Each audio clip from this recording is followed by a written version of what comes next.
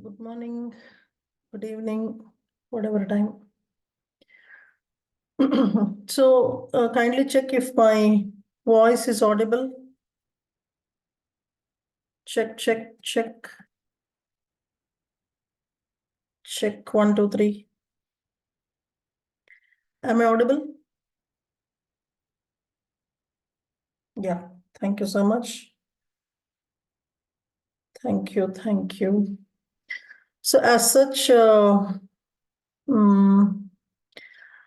because I am sharing the screen, I'm not technically so good at all these things, but let me see how it will happen.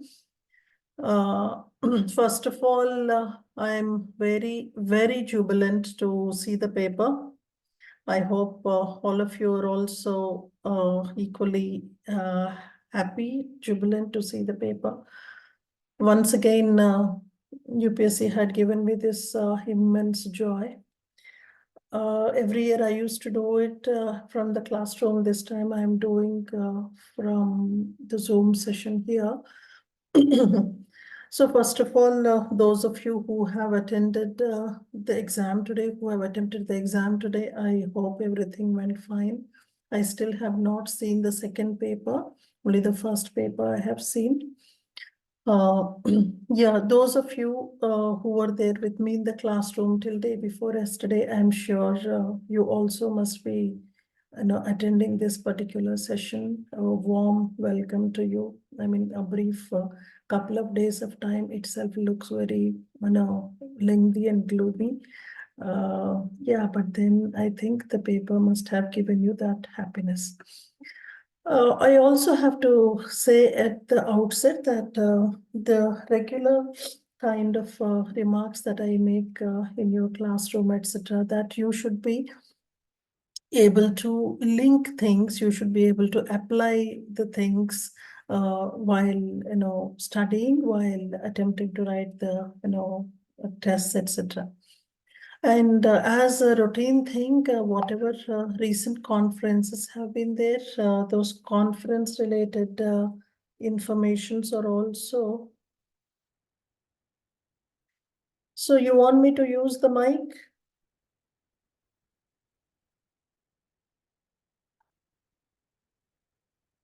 Kindly check if the mic would help.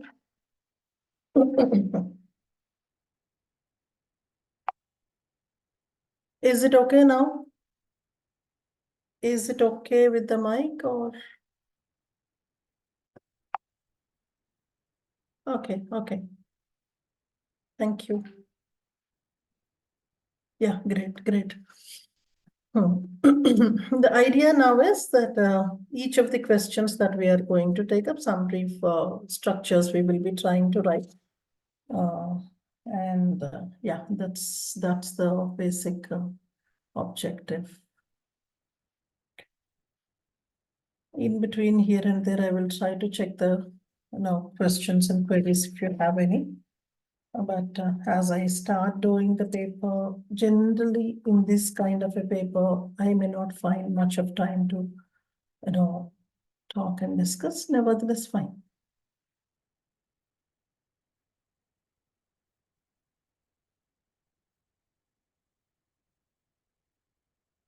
That was the first question. I mean, that was a real beauty, attributes of culture. So there cannot be anything more significant than this, more entertaining than this to ask in the exam. Give me a minute.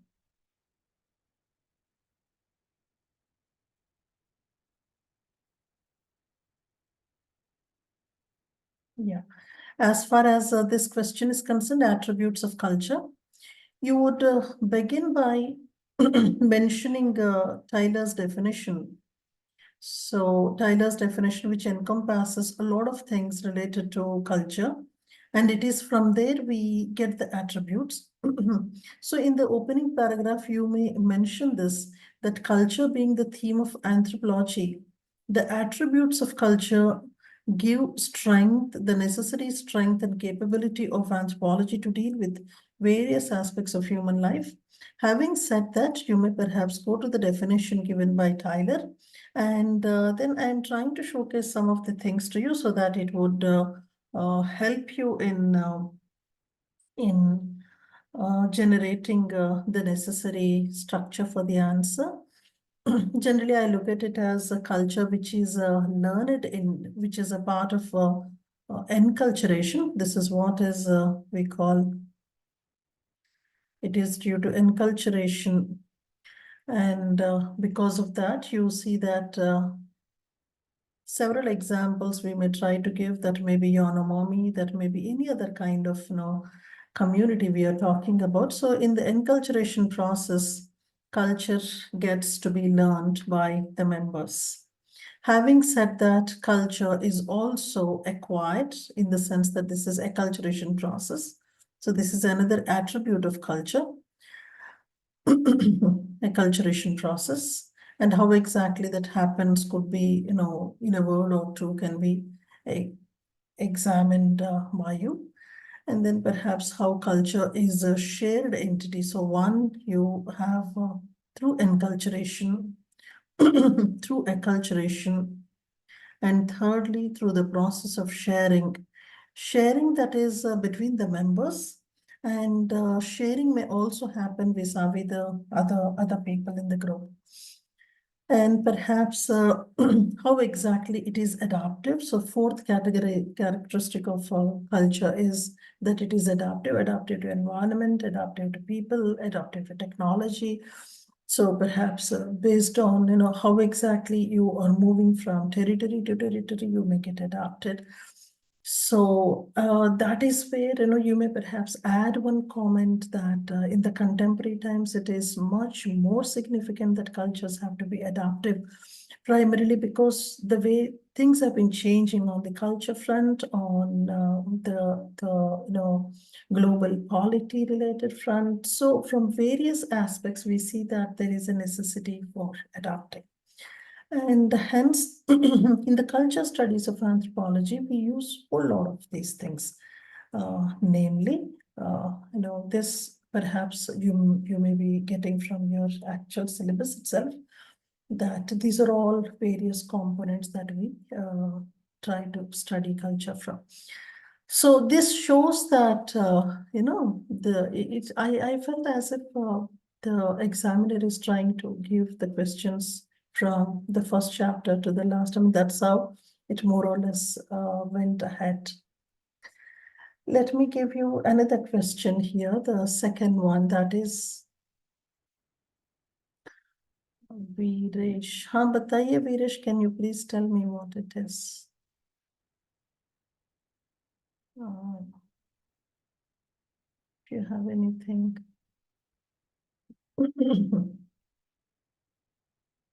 We will do one thing. I'll keep up with my pace as and when towards the maybe mid of the discussion or somewhere towards the end of the discussion, we will try to engage you with certain questions and all. Okay. So there is this other question, that is Harappan maritime trade. Harappa related question was bound to come, one of them. And this is a question where you are supposed to draw a map. It is not simply India related, but a lot of other sites have been there. So Gujarat per se, and then part of Pakistan. That is where I'm trying to give you the structure on the screen. You may perhaps look at it. So basically, when we are talking about Harappan maritime trade, I thought you can perhaps open by the remarks made by Dr. D.K. Bhattacharya that, maritime relations, maritime contact between the civilizations or a civilization and the other regions is one of the primary characteristics when compared to the other characteristics that may be, that may be script, that may be specialized occupations, etc. Having said that, you are supposed to give a map, and the most important site that you may perhaps, as an all-inclusive site you may be using, would be Lothal. And that's where,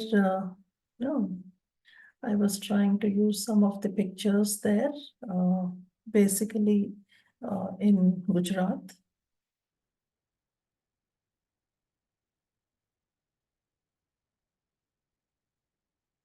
So perhaps when I'm talking about Indus civilizational region, a lot of other sites as well. So there is one more question from Harappan region rather. Meherkar, that question is also there. So, archaeology-wise, I'm pretty much happy. I'm sure you also must be very happy about it.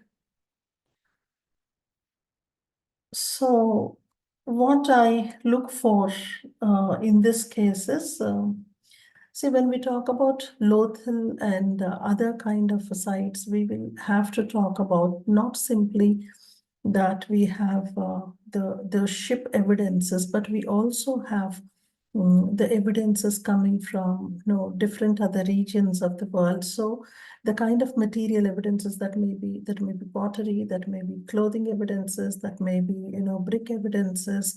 So these indicate the strong the strong evidence of trade between Harappa and Egyptian territory and Harappa and Sumerian region. So, and all the more so, what I'm looking for is in this particular context, with with new evidences coming up from the Harappan region, maritime related, trade related evidences also are bound to increase. And already it has been happening on the other side of the border. So there is always a prospect. So basically, we look at this question as an opportunity to tell the examiner that archaeological anthropology's contemporary relevance has increased because of more and more sites coming up to light. I was looking at something else here. This is a very interesting kind of an application of kinship behaviors. So it's like, the question says the critical perspective on avoidance and joking relationship. So if that is the case, you would perhaps begin, I mean, this is the best way of starting, I guess. So these two, avoidance and joking relation, are at the two extremes of the spectrum in terms of the kinship behaviors. On the one hand, you have extremely regulated kind of a formal structure. On the other, you have an informal kind of a behavior. So in these two cases, what we see is these, apart from the others, maybe perhaps taxonomy, etc. You also must have come across them. Uh, these two seem to be giving a code of conduct to the members of that particular society.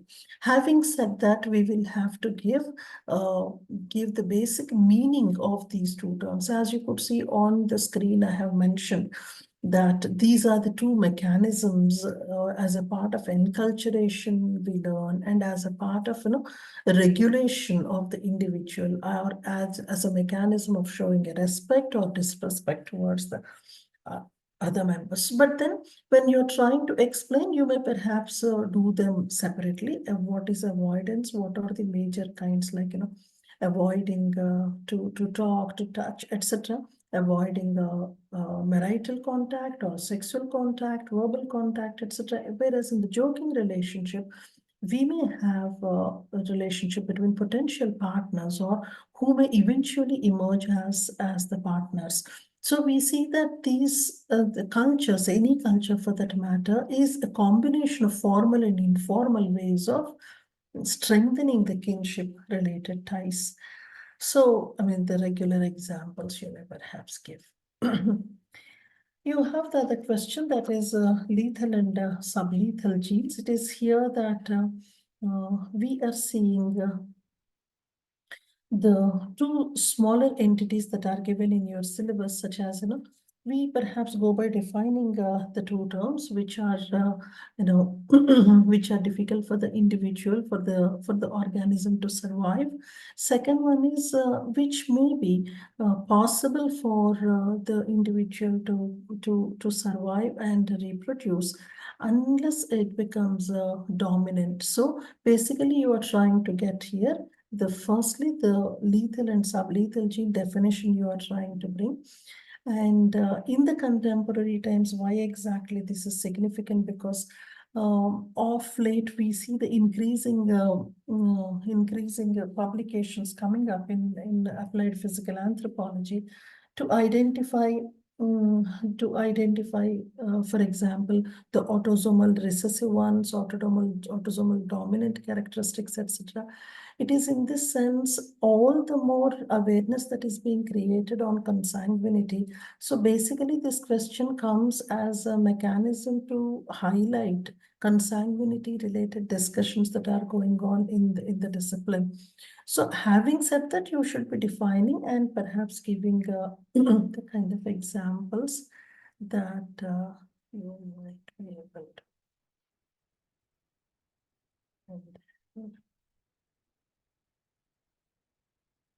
Yeah. Hemoglobin in health and disease. Here I look at this question to have two components. One is, as you have seen in your syllabus, HP as a genetic marker. HP as a genetic marker. Second thing is, in general, in the case of health and disease, in maybe perhaps epidemiological anthropology and immunogenetics. And also we see that there has to be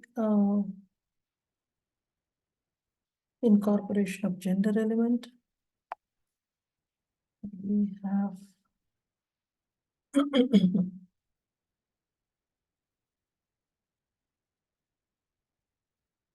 how racially HP related aspects are studied in the subject.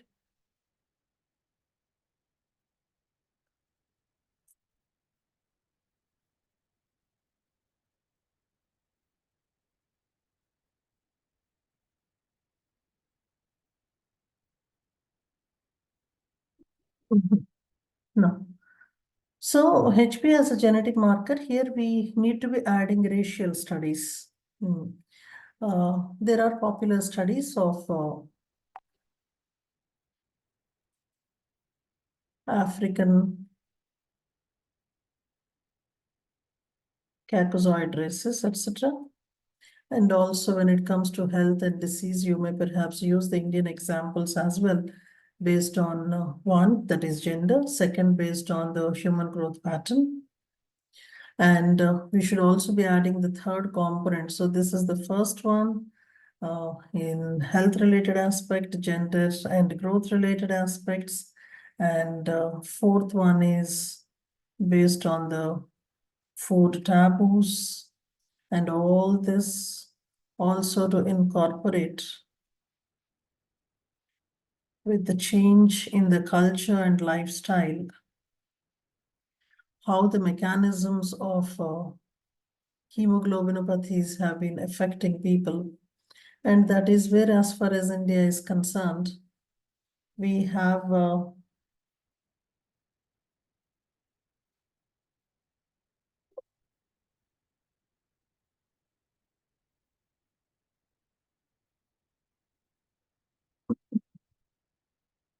as far as India is concerned, we have these studies in the recent past. That is, you can perhaps incorporate Northeast Indian studies on HP. And then we have the tribes of Kerala. These two have been recently released by Anthropological Survey of India in order to identify HP as a genetic marker. We also have another question in this very paper, that is blood groups, ABO blood groups and Rh factor. We will be coming to that very shortly.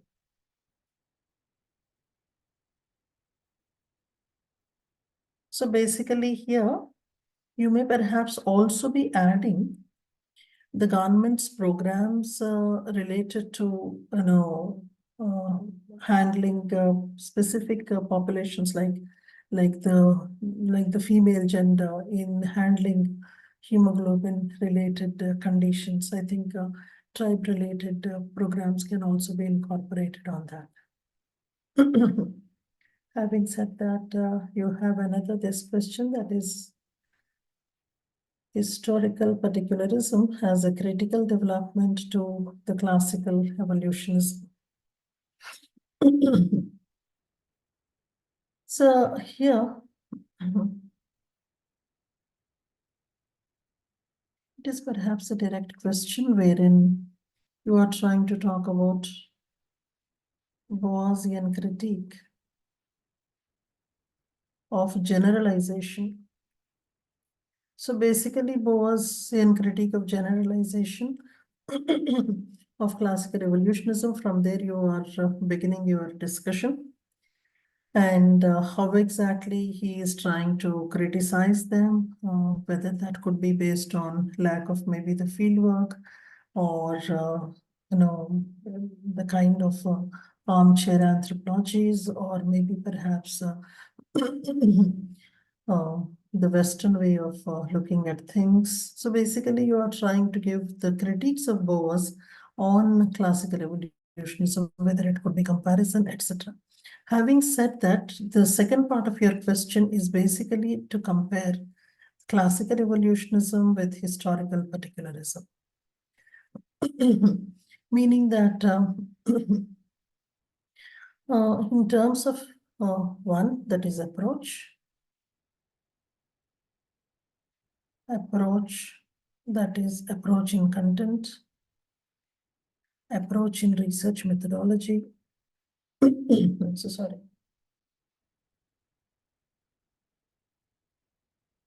Approach in research methodology, and also approach in perspective.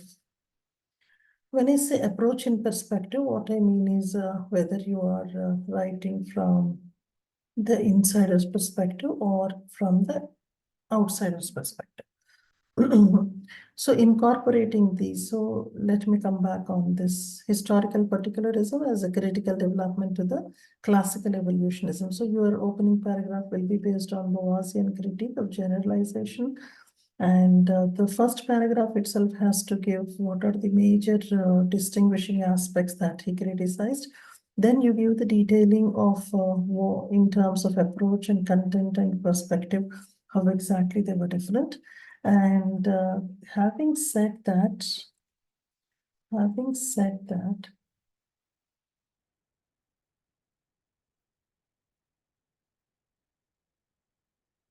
definitely, sir, there is sickle cell problem should be mentioned, sir. It should be mentioned.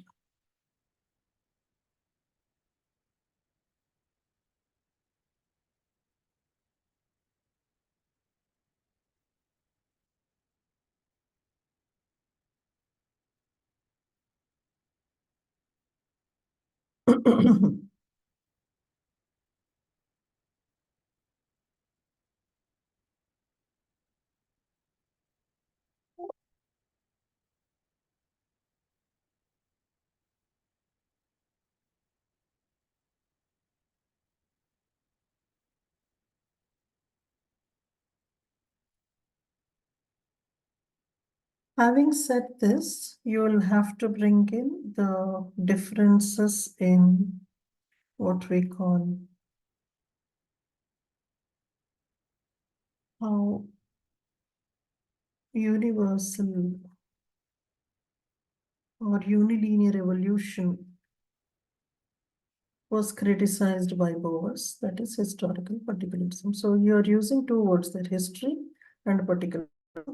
How history was considered by Boas and classical evolutionists, how particularism was highlighted, by Bose. And then you would be taking it to how historical particularism formed the basis for future anthropological writings. So much so that that will take us to the idea of cultural relativism. I think that should do your answer. Having said that,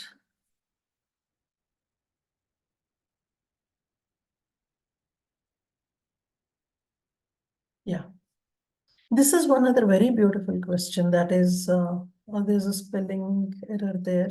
Mahargar. Describe the evidence of food production and domestication of animals with special reference to Mahargar. So, three major questions have come in your exam. This is something that is really, really interesting because every year one question related to site has to come in your exam. So, this is it. And this takes us slightly away from the regular way of looking at things because when we are talking about Mehergar, the two terms that are mentioned here, one is food production and distribution or domestication. This site becomes a significant one because this has a combination of Neolithic and also civilizational age, copper bronze culture.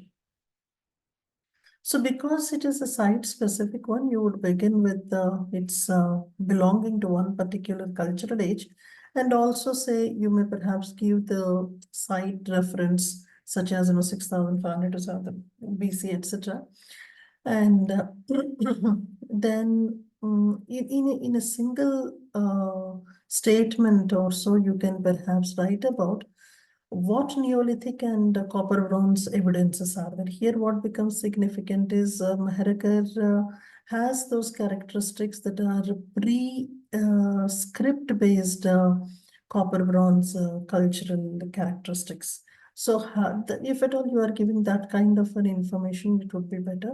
Perhaps you may also begin your answer by the French researchers who have started with this particular research, that is Jerige, or you may perhaps also start by saying that Mehergar is a parallel of Rakhigarhi of India because that gave a huge amount of evidences.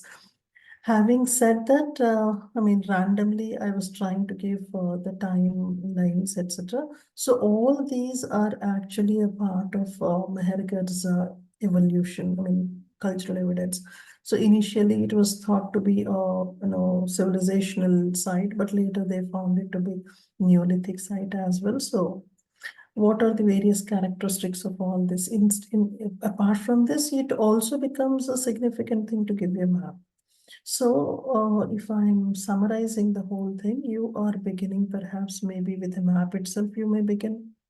And then you give a comment, whatever, like, it may be Rakhigarhi kind of a description, or maybe perhaps the French researchers that were involved.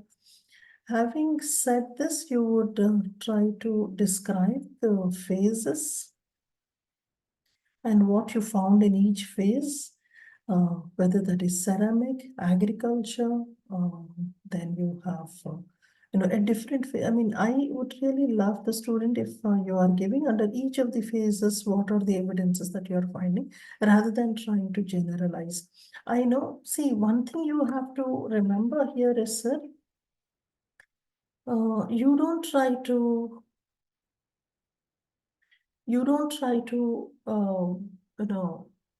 learn the question that is already given in the exam. That is not how it goes. What I expect from the student is that this is only a test to know whether you are going in a right direction or not.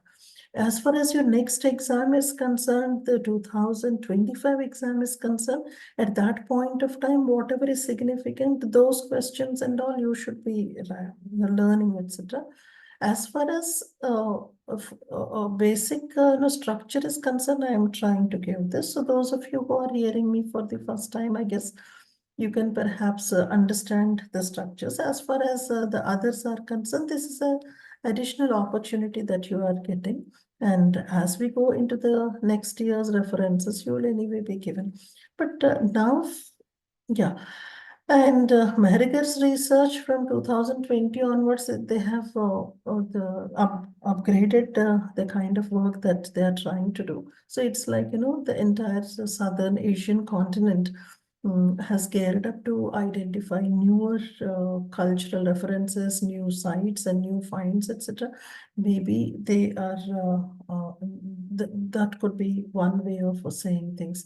I mean, when you're trying to conclude, I think on these lines, you can conclude that, how Southern Asia is trying to reinvent itself by spending more on the cultural past. And it's a good sign that we are trying to, we in the sense, I'm trying to also incorporate India and neighboring countries, etc. We, in a way, are trying to spend our efforts to identify our past and to maybe perhaps preserve our past. This may go a long way in establishing ourselves in the globe, across the globe as with potential tools to establish cultural identity and cultural origins, because cultural origins have always been the area of discussion and contention.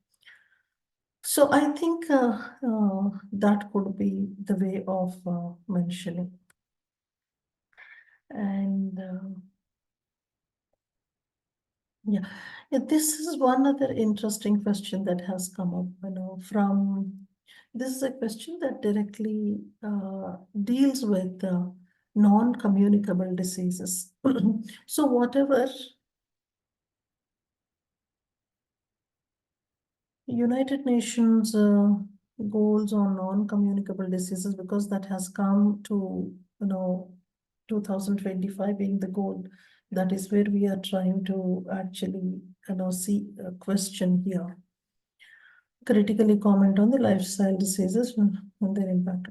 So you may perhaps begin with this only. Now the question is relevant because we have almost come to the end of the targeted period, and hence kind of, and then within there itself, you can perhaps also give the basic targets related to either a picture you can give, or maybe perhaps a table form you can talk about.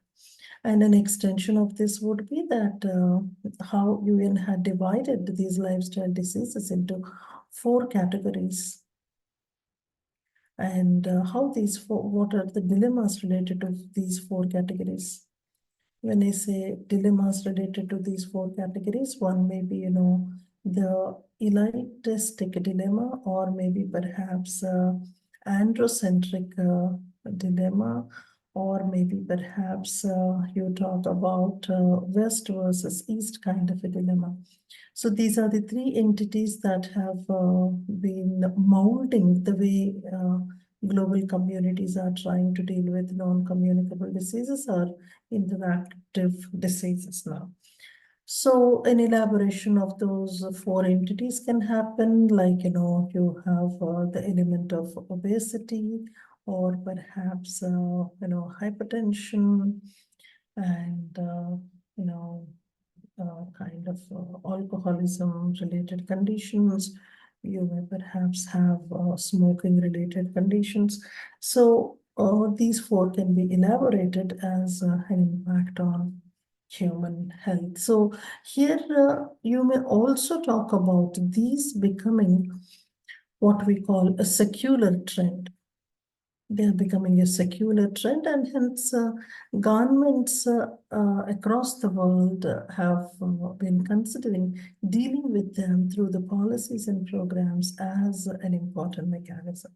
Here, a word can also be added that, a brief period of diversion that had happened because of pandemic once again, has settled down, and perhaps we are once again looking at the need to discuss, the need to deal with NCDs. Definitely, sir, definitely cardiovascular diseases, etc. So I think that structure is clear to you. Coming to the other ones.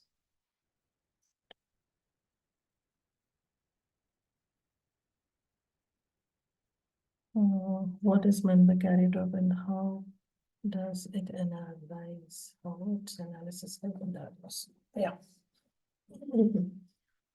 So this is also something a very direct kind of a question.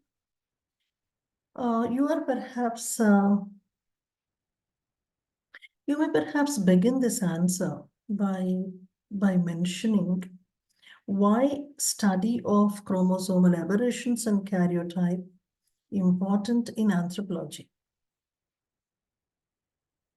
So within anthropology, these topics become important because they are closely connected to, in many cases, the mate choice. They are closely connected to understanding the technological advancements that are happening, or may even be in the context of eugenics, they become significant. Having said this,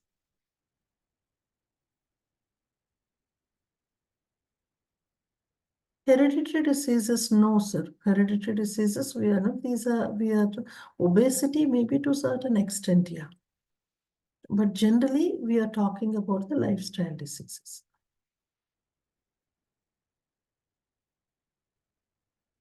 Give me a minute. I hope my voice is clear.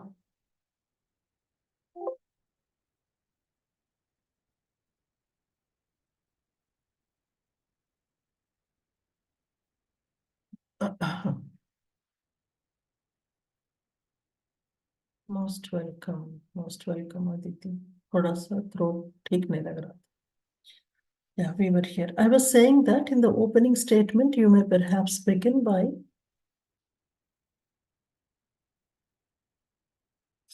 mentioning the need to study these in anthropology, as cultural issues are involved, technological advancements are involved, and perhaps eugenic movement is involved, and hence we are trying to study this particular topic and depression. Yeah, you may perhaps, sir, you may perhaps, apart from the regular NCDs, yeah, you may perhaps say that.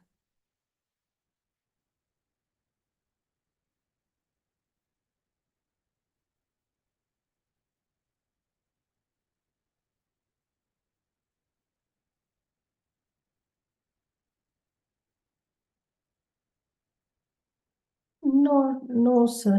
Second paper तो मुझे भी देखना है वंशी. Not much of this thing, yeah. Perhaps these questions, I mean, not the question that I'm mentioning, discussing now, but otherwise there are certain questions where your application of understanding of the subject comes into picture. That's where we always keep telling you to think about whatever you are studying. Give me a minute, please. थोड़ा सा, एक second.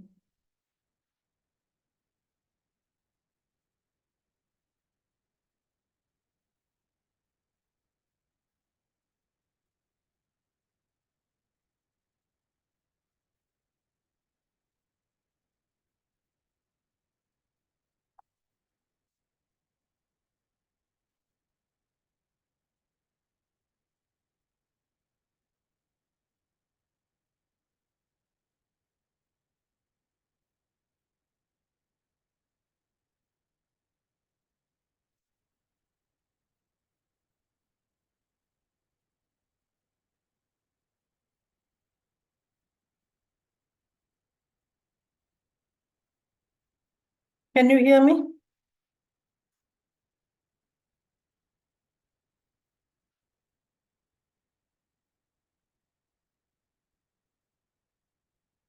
Yeah.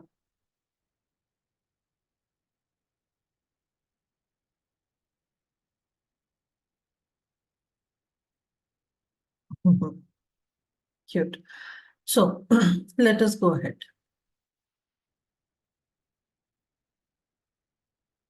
As you are getting into the actual body of the answer, you are supposed to not only define the karyotype,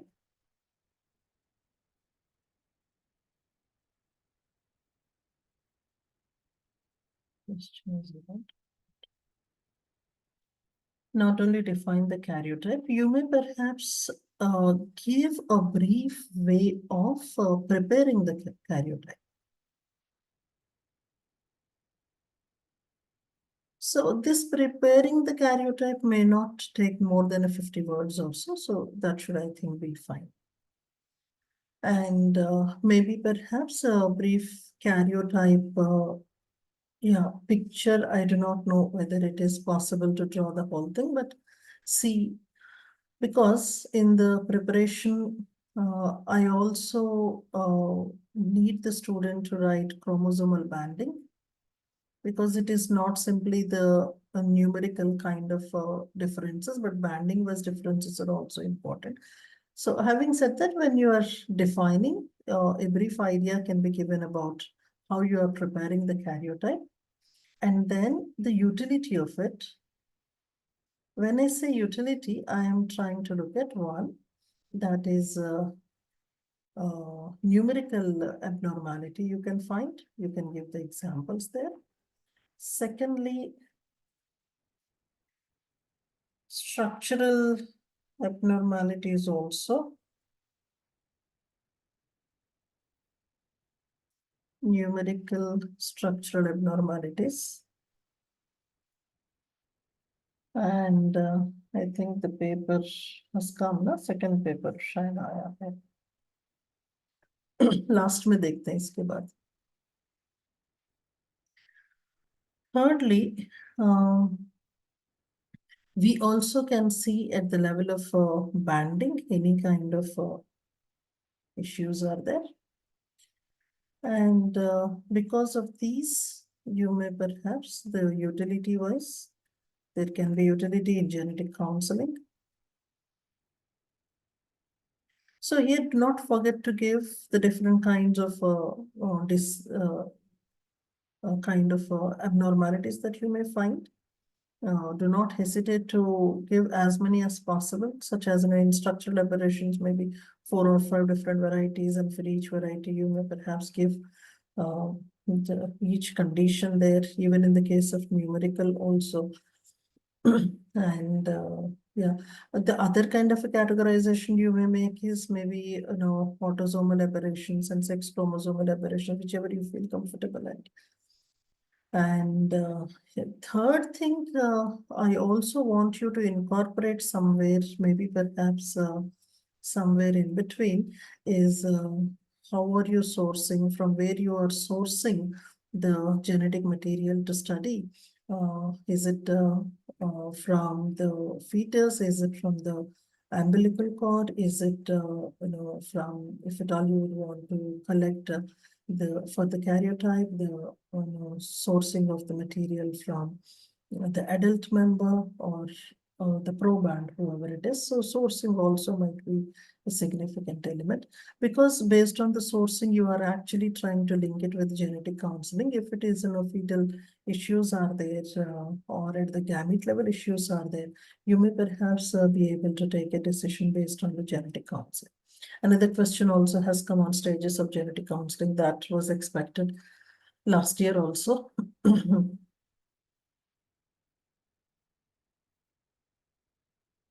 No, actually, examiner can go, the examiner has a right to go an extra crazy to give one odd question. That is his prerogative. Don't expect that 100% it should match with whatever you must have studied. See, even this question of glottochronology, etc., at some point of time or the other in the conferences, it must have been discussed. But don't really worry that, for a 10 marker, you're making a big fuss and kind of, you have the other 480, 490 marks available for you. No, don't really worry. See the positive side of it. Okay. And so basically right now we are trying to, conclude this particular question by, giving how they are useful in various ways. So You can also link it with foster children, adoptions, and then perhaps marriages between different culture groups where karyotyping becomes a significant thing in order to, plan for the future generations. So, as you could actually understand at several places in this paper, the underlying theme has been the eugenic movement. I mean, if at all you go into that, because globally that is the theme now. Coming to the other one. Define urbanization and discuss its impact on family in India with examples. So basically, I mean, this looks slightly offbeat that he's asking you to define urbanization. So do not be very classy, very polishy whatsoever. Give the basic definition of urbanization, like migration from rural to urban, as far as the people are concerned. And as far as the traits are concerned, traits moving from urban to rural. This could be one of the ways.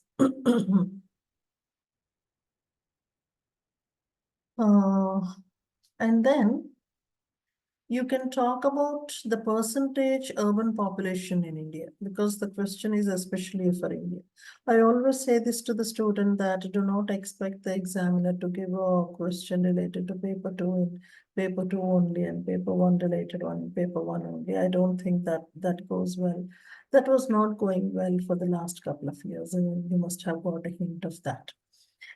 Having said that, let me talk about this, impact on family in India. So here, mandatory name is Iravati Karve. Iravati Karve becomes the mandatory name. Uh, and then what I want the student to incorporate in the answer is change in the structure of the family.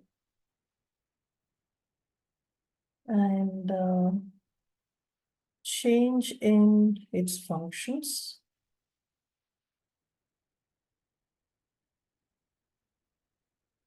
Functions in the sense that maybe an educational function, change in the emotional aspects, and perhaps family with the form of authority changing. And family as an economic unit changing.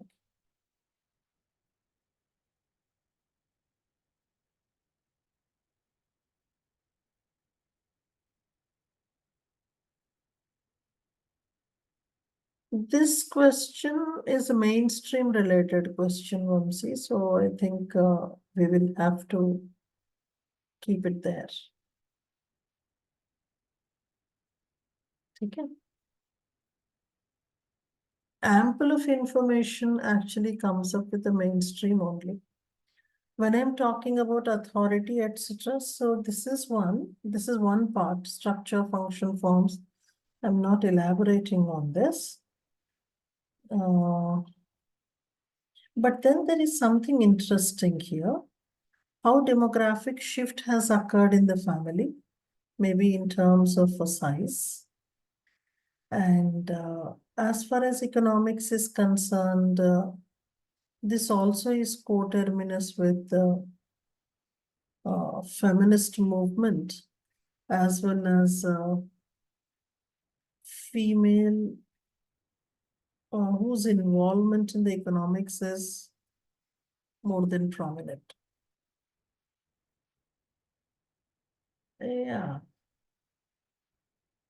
And when we're talking about urbanization, you may also link it with the kind of education, exposure to propagandas,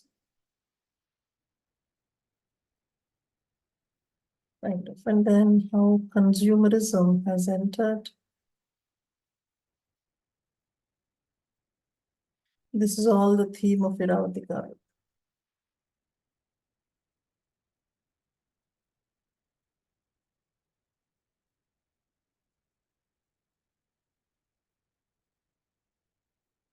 You can use more. You can definitely use, provided you don't try to generalize. Yeah, there are some questions where GS related data can be.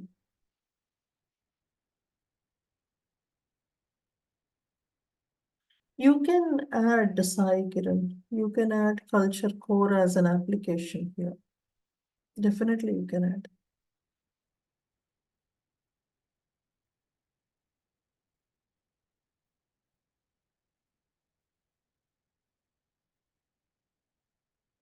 And then you may perhaps also incorporate in the structure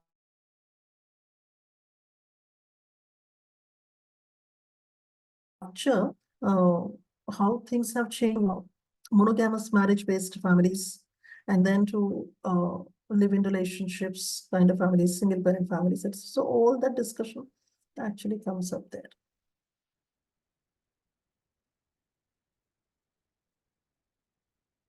Coming to the next one.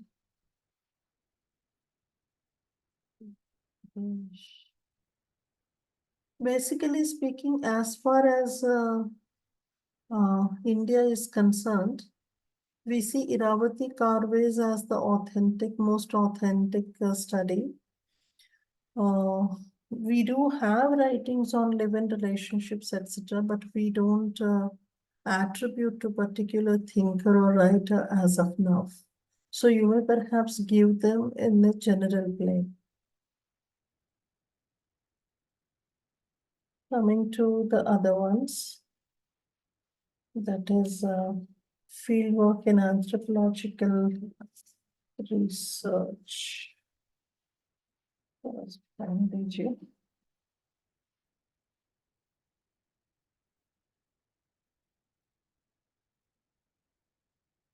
Yeah. Now, when we are talking about contemporary challenges in the fieldwork method in anthropological research. So, first and foremost thing is challenge that has come up to ethics. So, in the introduction, you may perhaps write that the fieldwork forms the core of anthropology, and authenticity can only be established. Authenticity can only be established to the, you know, uh, the subject only based on the fieldwork tradition. So that is where you have to highlight the importance of fieldwork, but then you say that there are certain challenges that the subject has been facing. One is ethics that are involved in the research, meaning that things like informed choice or involvement of the ME. And so most of the discussion actually comes in the Boasian ethics only. Boasian ethics. Apart from this, we also have, questions like utility, anonymity, because, uh, yeah, anonymity. These are the four fundamental things. This is one thread. Second thing is about the time lag or time that is not being given. We are looking at the faster studies, etc. in general. Third aspect is the difficulty in incorporating multiple perspectives, where we need to give time. And we need to see the participation of different groups, in the sense who is participating, whether it is the researcher, subject, or any business houses, etc. And then fourthly, what we have is we have the competing fields, that is non-field related field works, such as social media, that has been doing a lot of damage to the fieldwork traditions. And then we have challenges coming up from the other social sciences. And then you have the funding mechanism that becomes a challenge in anthropological research. And one more major problem that you may say is the multidisciplinary, multiple kind of branches that are there in the subject. They have also been posing a challenge to a comprehensive kind of a work. So I think these 7 major things can be seen as the problems. Now, in your exam, what you may perhaps would have done is a small table would have done the magic. What problem and what kind of a solution you might suggest, or what was the suggestion given by different anthropologists? I think that would have done better. And then I hope you are able to follow what I am saying, or you want me to be a little elaborate on the discussion, or should this suffice? Because a lot of questions are there, that's why I'm asking. Yeah, thank you so much. Thank you. Because for me, it is already 9:30 here. Do more elaborate, I know. I know, Shanti. I could expect that from you. I could expect that from you. More elaborate. Ek, yeah.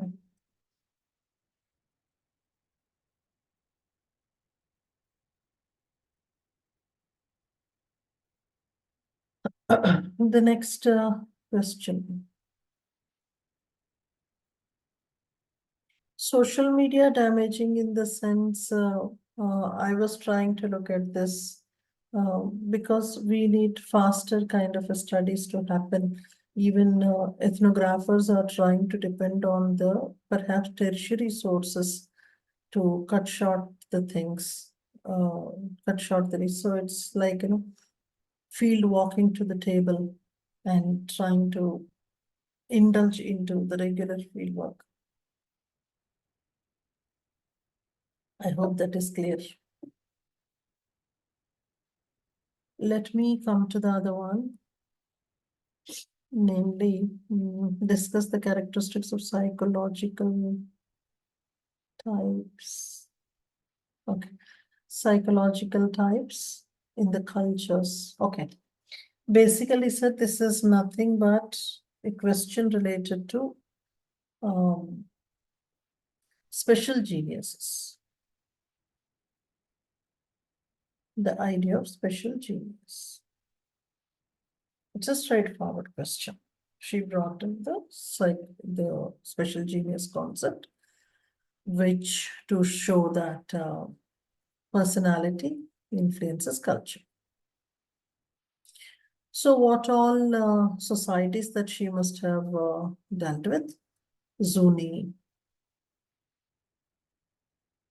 Kwakitalu, and और क्या था? Dobuans. These are the primary ones. And other things also you may perhaps incorporate, and how these two she had categorized into the two, that is Apollonian culture genius and Dionysian culture genius. So basically, critically discuss the characteristics of psychological types now. So now the criticism of this critical appraisal is how these bipolar categorization, whether it works or is she trying to go to the extreme, So that is where we talk about the sampling error. At the same time, how she had actually ignored the variation within the culture group. I hope you remember all that. Yeah, basically if at all you did not get this idea in the exam, we are talking about the special geniuses.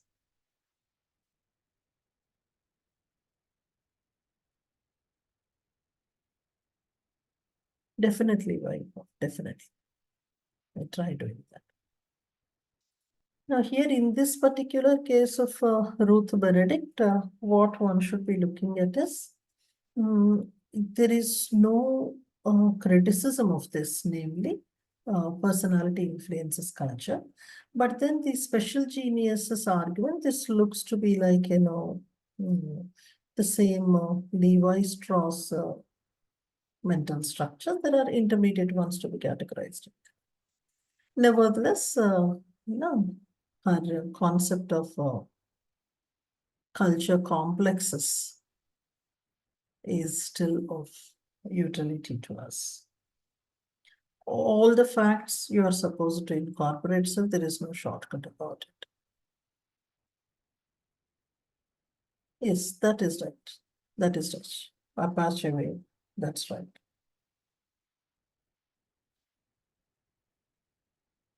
Yes, introduction is special geniuses as well as almost the entire discussion is about special geniuses only. This is again very beautiful question. Acheulean and Oldowan traditions. I loved the question so much. It was like I'm living my dream in the question. Nevertheless, now for this question, I may perhaps suggest an introduction such as the global archaeological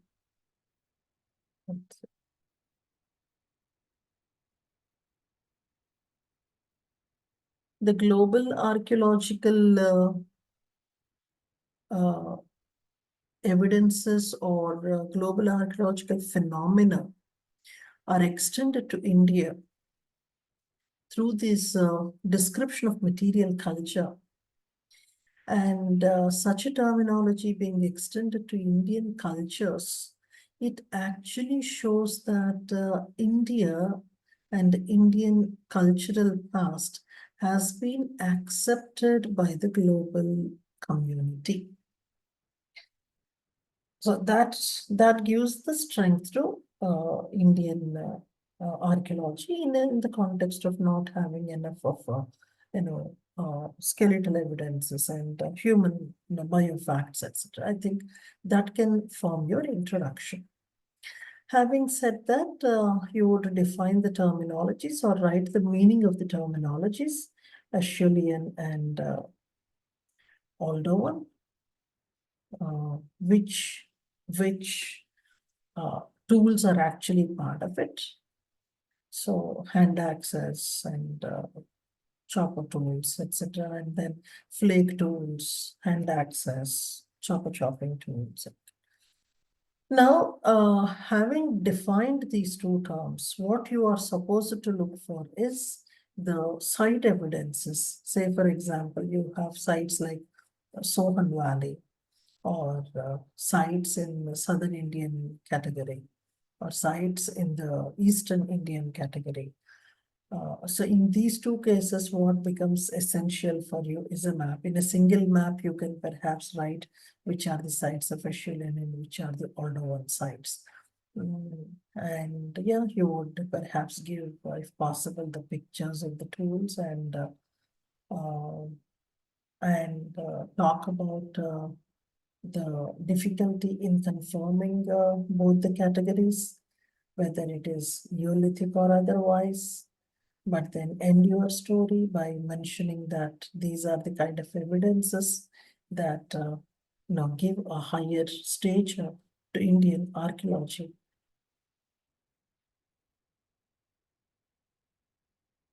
coming to this particular question, genetic counseling, its steps.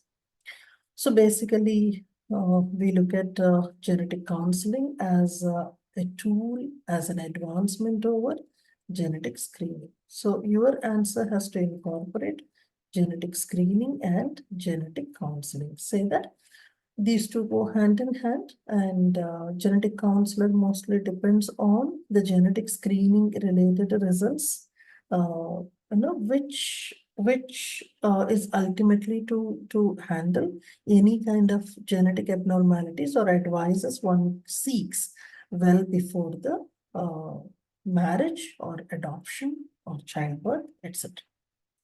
Having said that, uh, having said that, this is also something to do with the eugenic movement. So that's what I was telling earlier also, that throughout the paper, there is that underlying theme of eugenics. So I'm trying to flash here some of the techniques you may perhaps use in genetic screening, followed by the uh, you know, method of applying them, using them in order to identify the genetic issues. So generally, Kessler's 5 phases are to be discussed. That was the question actually. If you remember those of you who have written main examination in your class, we were trying to talk about these, phases of genetic counseling. So my point is very clear. Whatever exam is approaching for the exam, say for example, recently I have completed one batch of students. I have discussed few questions and few topics for them, which I might not have discussed with the earlier people. So those topics, with an expectation that you will be getting in 2025. So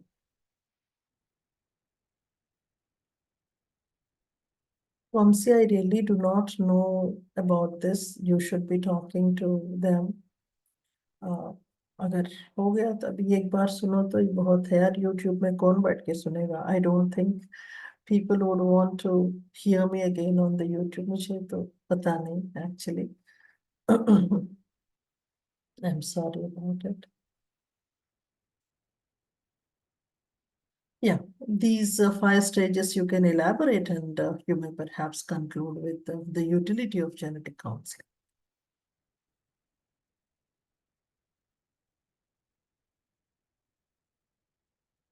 Yeah, definitely. I mean, that becomes one of the things, right?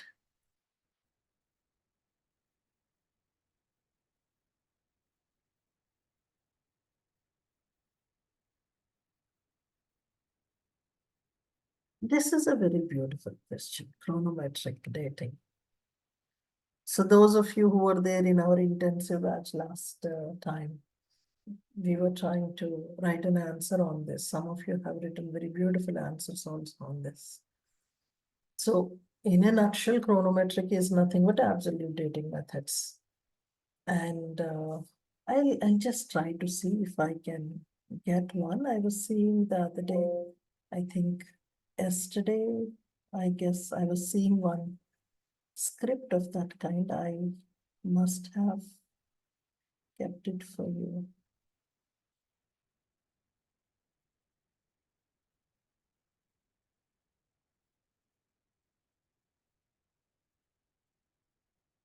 This was a script written by a student, I think, sometime back.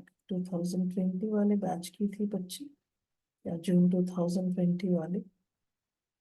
Recent scripts are also there, but I thought this one I would share with you. So the student was trying to incorporate, I'm sorry,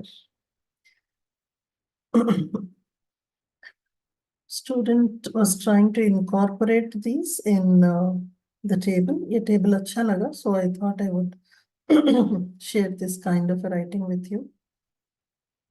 What was the method, to what age you can, and then what is the basic principle, etc.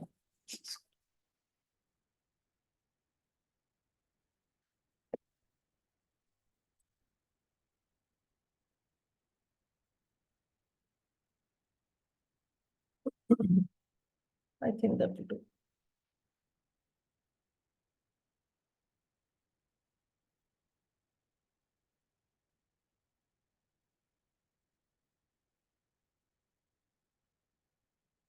I didn't understand.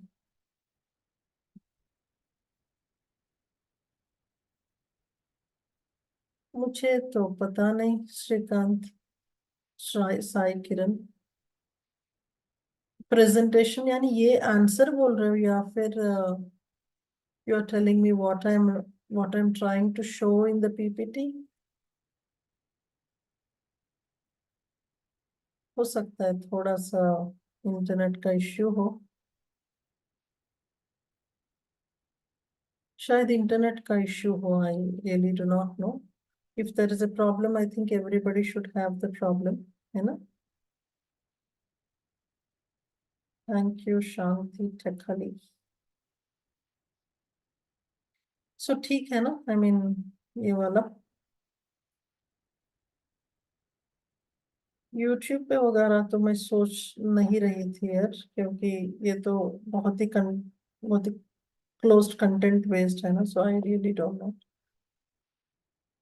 So I mean ये तो अच्छा लगा मुझे, so I thought I want share this and then chronometric method, whatever difficulties are there, whatever drawbacks are there, you can perhaps। ठीक है बेटा, अभी से Saumya I will try to write a bit better. ठीक है।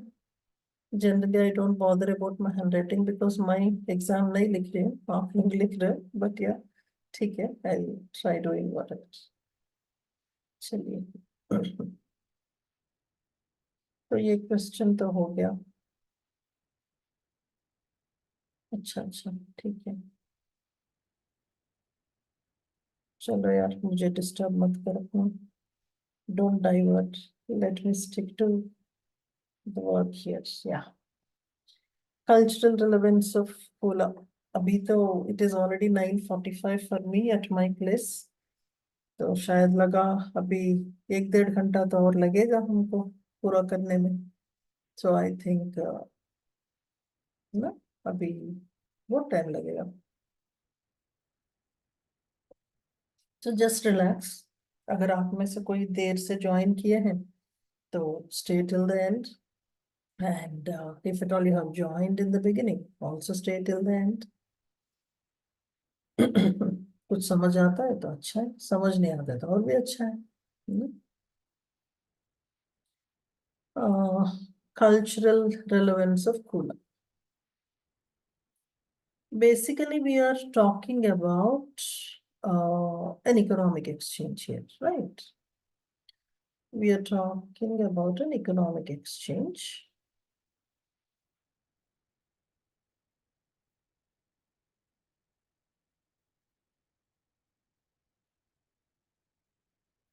And let me tell you what your answer should consist of. Primarily, what we look for from you is, though it is an economic exchange, we expect you to bring what are the non-economic functions the cola ring actually was performing.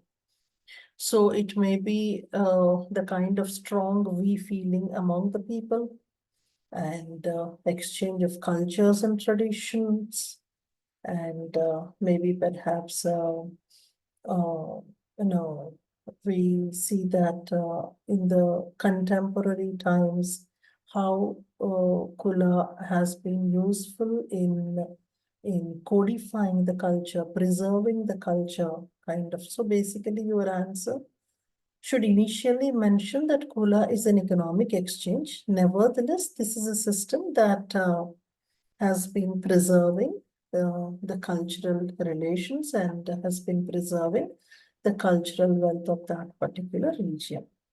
Okay.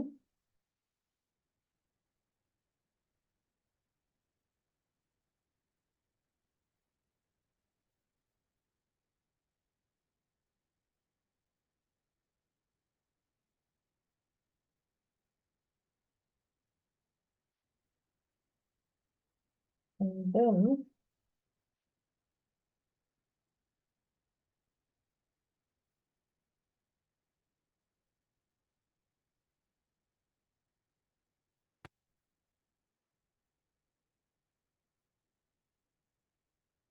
I am.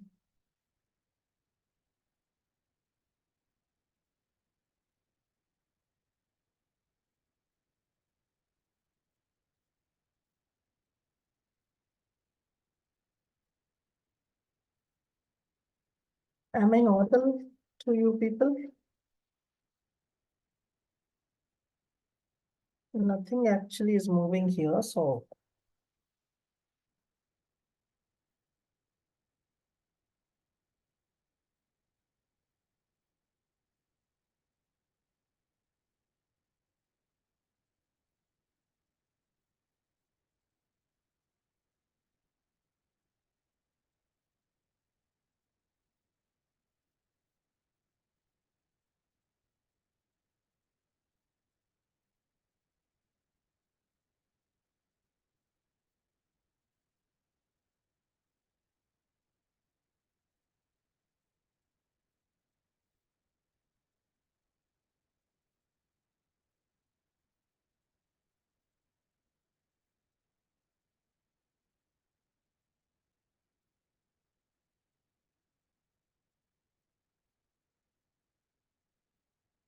Now, the other question that we have is,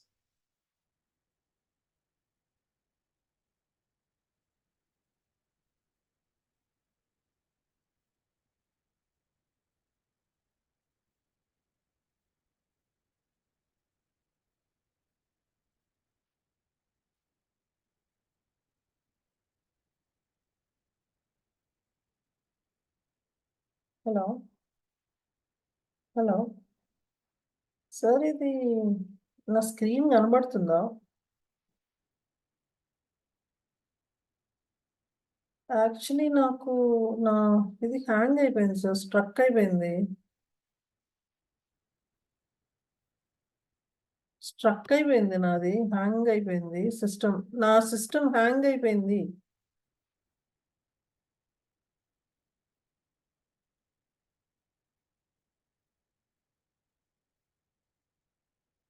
మరి పిల్లలు wait చేస్తారా? వాళ్ళకి ఇబ్బంది కదా.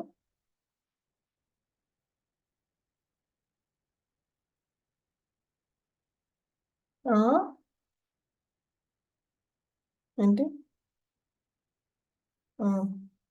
Technical issue అని చెప్పి ఒక 2 minutes. Technical issue అని చెప్పండి సార్, ఒక 2 minutes లో మళ్ళీ జాయిన్ అవుతానని. Hello hello hello. నేనేం చేయలేను సార్.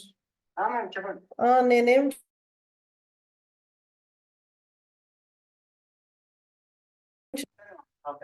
యా.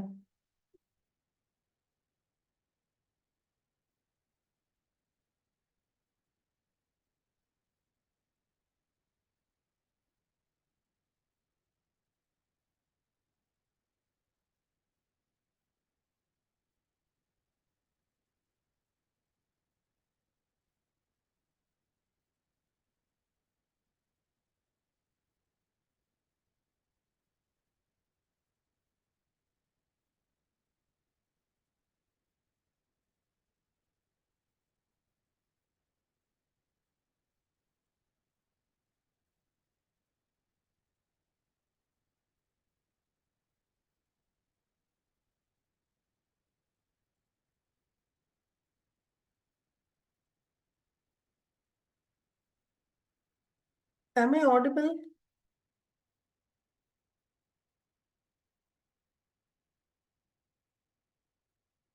Okay. Audible ठीक है. Visible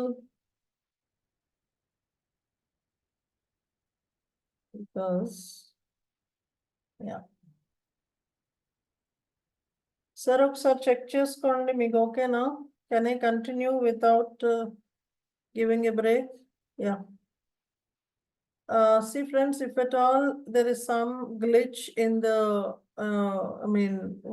audio, whatever technical glitches are there, I might give a brief, a couple of minutes of break and I would rejoin. So please do not really mind about it. Okay. Yeah. Let me say this again. when we were trying to answer this question, cultural relevance of Kula, what I expect the student to go with is what is the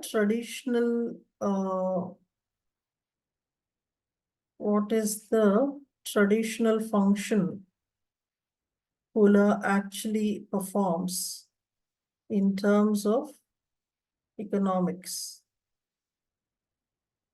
That is largely a ritualistic exchange, informal, ritualistic, non-economic kind of an exchange. And then secondly, how the economic exchanges, formal economic exchanges became a part of it. And apart from the economic, the other kind of traditions that are being exchanged and holism that emerged, the holistic existence of them, holism that has emerged in the region, and also the question of survival, continuity of culture, etc. And this has to be linked with the current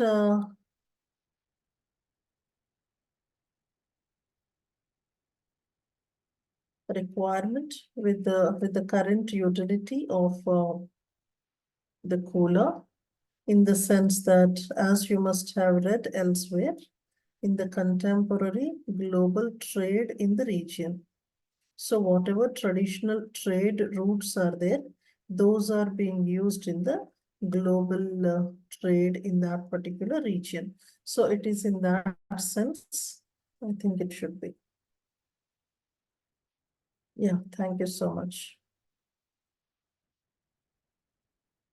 मुझे लगा कि हाँ बहाना मिल गया भागने का, बच्चे भाग जाते हैं. Now, heritability estimates. This is one topic which I was looking for from the point of view of study of the twins. So basically in the heritability estimates, you will have to bring in the introduction in terms of that how culture group wise differences and perhaps the closeness in the heritability levels are existing. This becomes the introduction. There are differences in the heritability as well as there are closeness. Here, there are three things that I wanted you to incorporate in your answer. One primarily is the comparison in terms of twins and comparing with relation to the foster children and normal siblings. Most of your answer is actually in the twin studies. And then you may perhaps, based on the extent to which you are going, you can perhaps incorporate the methods to calculate heritability on the scale of 0 to 10. It's not simply that you should also be bringing the comparisons of culture groups, especially the studies that you have from African, that is Southern African populations, Western European populations, and then Southeast Asia. This actually brings a very beautiful comparison, especially when we are talking about the heritability of twins. I think that will make a good answer. If you remember when we were discussing in the last batch various twin studies from across the world, what makes it contemporarily a relevant subject, especially in the study of disease occurrence, nature, nurture kind of comparisons. I think whatever studies that I'm trying to give you in your respective batches, because different batches, I try to give different studies and all based on what I'm expecting in the future. So थोड़ा सा उसको अच्छे से आप revise करते रहो. And you have this other one, that is authority and forms of political organization. This is a very simple kind of a question. He's asking you to perhaps write about how state and stateless societies have been. And yeah, how authority has been executed in those societies. When I say authority, they may be centralized political systems, they may be non-centralized political systems. So to what extent they are centralized in the case of the chiefdoms and the state, and in the case of non-centralized, how authority has been executed among the tribes and bands.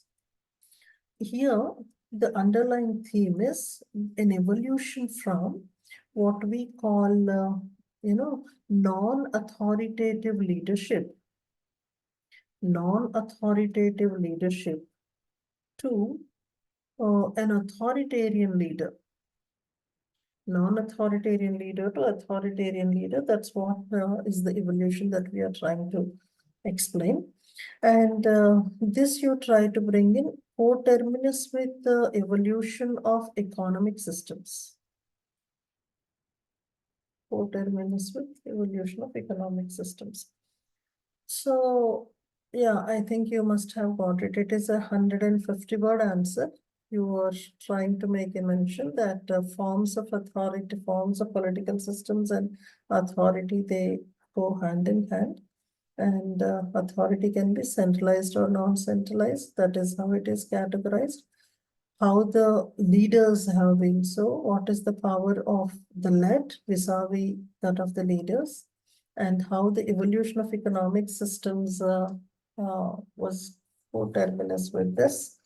And perhaps you may conclude by mentioning how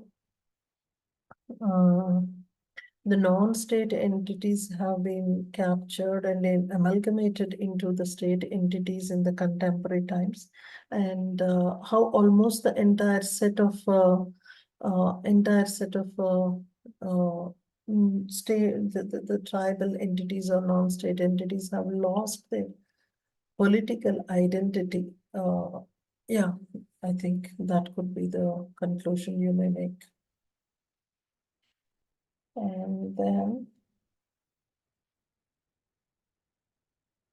yeah, single gene mutation disorders. This is one other interesting topic that was asked. Basically, a single term mutation, we were expecting mutation from the point of view of maybe perhaps typologies of mutation could be, or utility of mutation studies. It is from that point of view I was expecting, but here it is brought down to much smaller question, that is a single gene mutation. So quickly, if I can give you the basic structure of the question.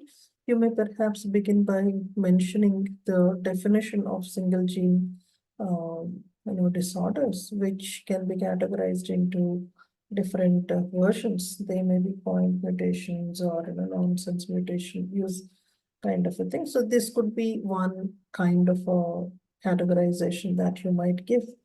Your categorization has to be followed by the kind of examples that have to come for each one of them.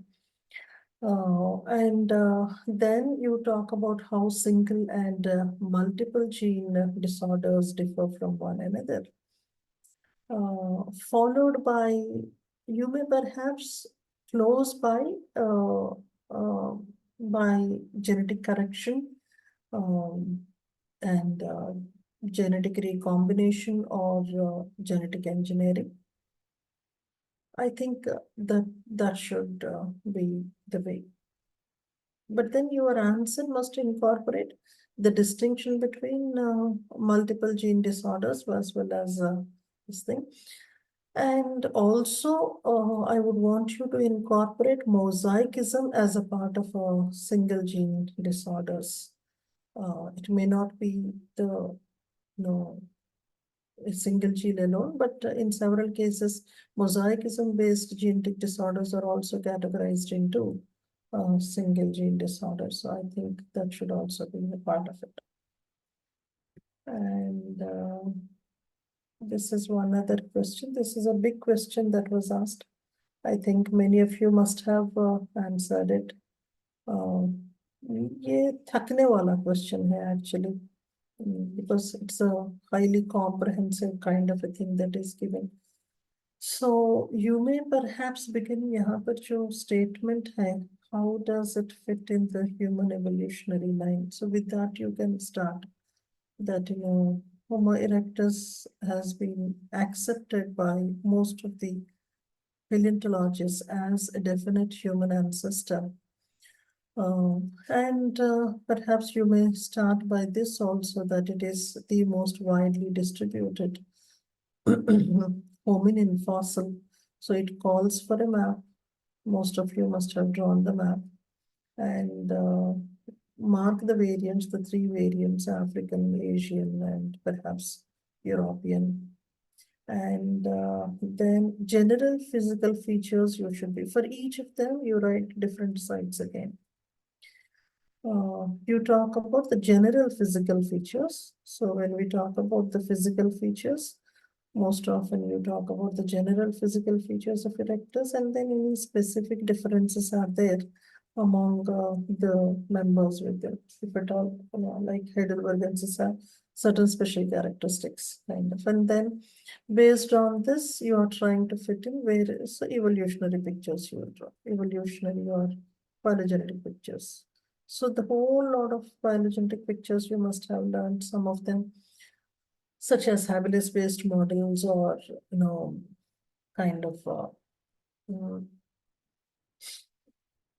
uh, maybe two branch models, three branch models, all of them actually come into picture. And you may perhaps conclude by talking about how Homo erectus had later, given rise to other species like Neanderthal. That's where our controversy is all about. This you may say, or maybe perhaps within erectus, the variants are there that may be habilis or others. There has been a competition. This way you may talk about. Or maybe in the Homo erectus, you have those variants, like African variant is considered to be much earlier than the rest of the variants. So it all depends on how you are trying to conclude, but then all the arguments have to come into picture. And coming to the next one, yeah, you have to add one.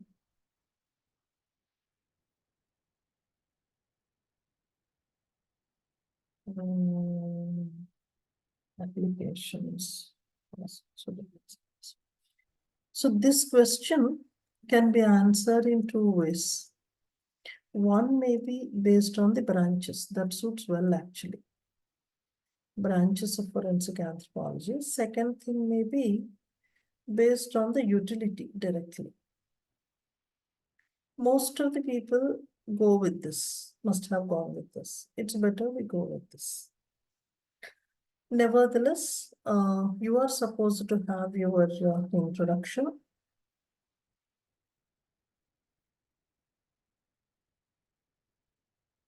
You are supposed to have your introduction as forensic anthropology being the applied physical anthropology to deal with maybe cases of criminology or cases related to missing people, etc. So on those lines, you may incorporate your introduction. Having said that, its applications can be studied under the different branches. So you may mention forensic, either forensic dentistry or osteology, or maybe perhaps fingerprint study, and or entomology, etc. etc. ये एक हो गया. This is one way of writing. So here you may perhaps give cases. Which kind of cases can be studied? Or you may use the utility. For example, you would want to identify the dead person.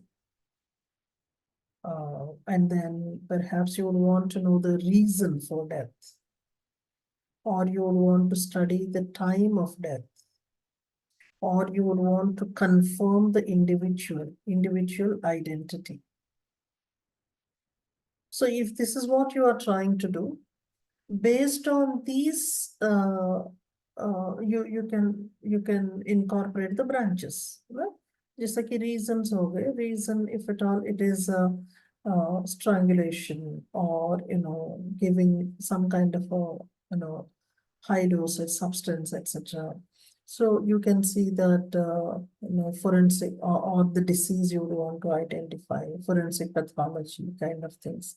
So this is one way of other approaching. Either you go by the branches and take the utility, or start with the utility and incorporate the branches here, the example. So you have, fortunately or unfortunately, you have very long list of cases that are available now.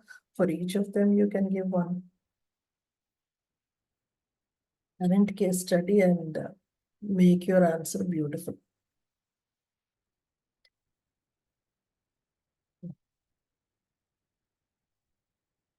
Here, see, if at all the Asdivan seems to be something like a new thing for you, even without getting into the details of Asdivan, you can perhaps answer the question, because you see,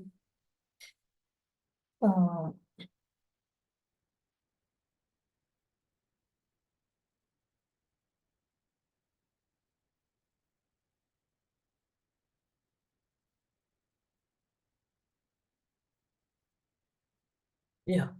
Here the question is structuralism in the study of mythologies. So this question can be reoriented as, you can bring together the branches, yes. But I think one of them should be the primary theme, other should get added into it.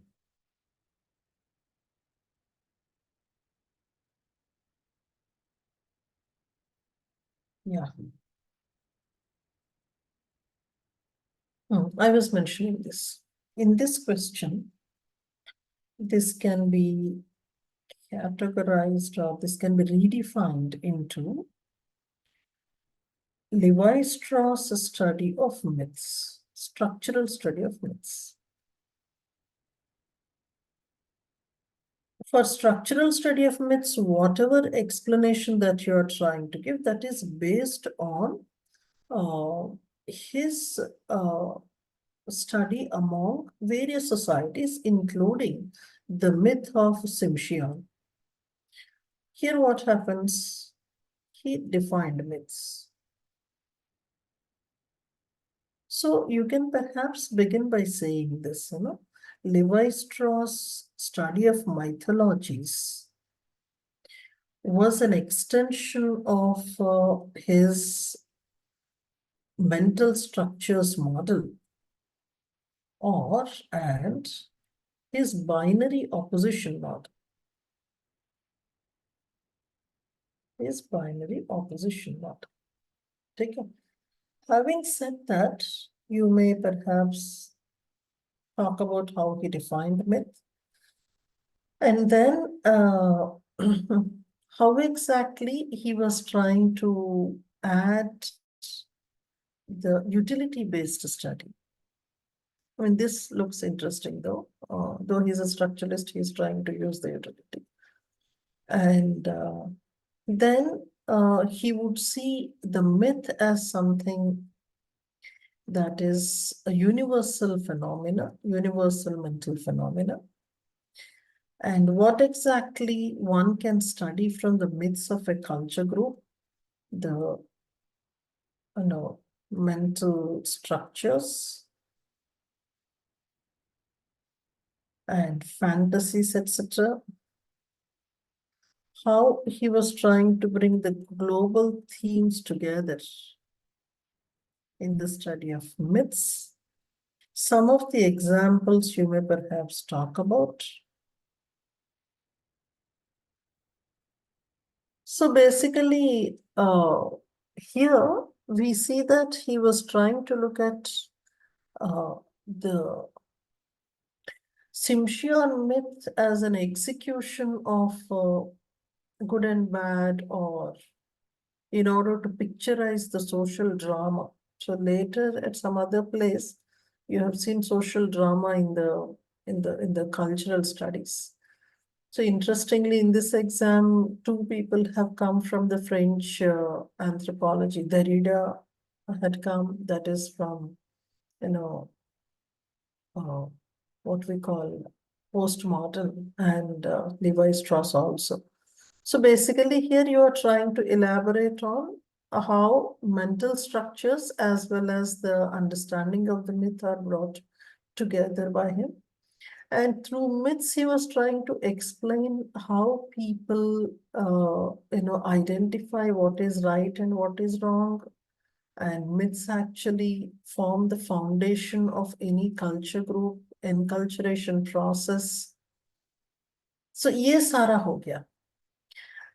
When it comes to your critical appraisal, you may perhaps have to agree with him, but then you may also incorporate other kind of explanations that are there. Pure functional explanation might be there. The critique of this man, that it is largely imaginary kind of work that he was generating. Nevertheless, this was based on also the primary source of data collection.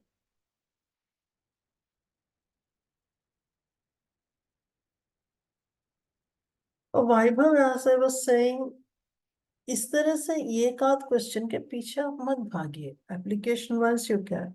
Only source will be the publications that have come in the recent past. That's a foregone conclusion. आप इतना उस पे don't try to worry much, because as I said in the beginning itself, that examiner at least has that much of discretion. अपनी तरफ से क्या होना चाहिए कि you have to get into the journals. Just the current anthropology is there. You may perhaps look into that. Or see, in the last few years, I see the questions from maybe London School of Economics wala anthropology program, whatever discussions are going on, those are also forming one basis. तो ठीक है. Journal तक भी अगर आप अपने आप को सीमित रखें तो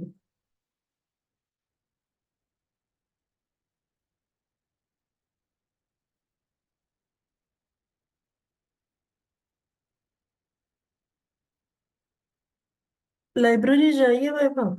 any library you visit, any known library, bigger one, अच्छा सा यूनिवर्सिटी वाला, रिसर्च सेंटर वाला, आपका कोई भी शहर हो वहां पर आप देखिए. You can. आप कहाँ से हो? महाराष्ट्र से?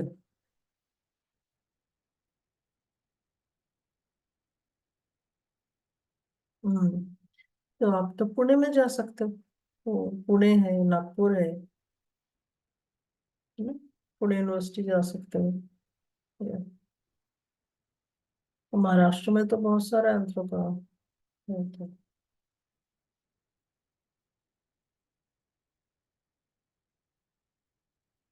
Yeah, coming to the other one. कोई ना बाबा, एक दिन चले जाइए, एक दो दिन के लिए चले जाइए शहर में, लाइब्रेरी जाइए, और it's matter of 2 days only to see the journals, to note down things. Yeah, Jack Derrida's name I had mentioned in the postmodern philosophies. Hmm. And May 2024 जो conference हुआ था, that deconstruction concept of Derrida came to a discussion. And the French anthropologist, I mean, ये तो खैर this actually symbolizes how the interest in anthropology towards philosophical things, that is what is good and evil, kind of what is good and evil kind of thing is actually being incorporated in the current discussions of anthropology. So God has come to the central theme now. That is the beautiful aspect of Derrida. He brought God, uh, good and evil kind of discussion. So deconstruction is on those lines. Mm.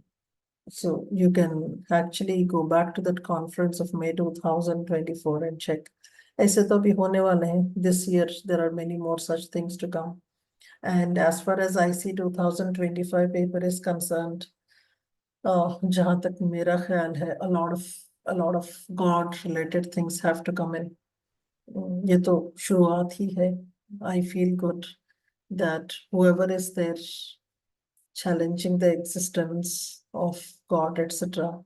आपकी तो निकल पड़ी. Kind of, you're going to have several such themes. Even, अभी तो French philosophy ही वो है. French philosophy mostly is to deal with this dilemma of God and evil. Jacques Derrida का तो वही है. बाकी जो अपने बच्चे हैं जिनका टेस्ट वगैरह भी शुरू होने वाला है, there I am going to give some more such topics which would be interesting. आपने कभी सुना नहीं होगा क्लास में, तो and then there is a possibility of them coming up in your exam. I am trying to incorporate them for you.